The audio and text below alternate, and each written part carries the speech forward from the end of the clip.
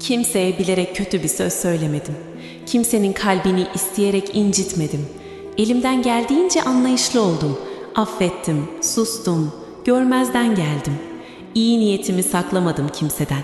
Ama ne yaptıysam yine suçlu ben oldum. Yine yanlış anlaşıldım.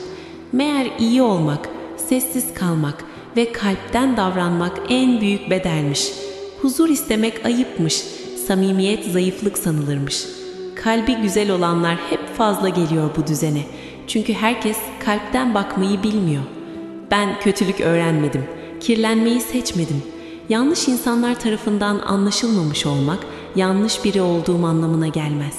Niyetim temizdi, hala öyle. Görmeyen gözlere kendimi ispatlama derdim yok.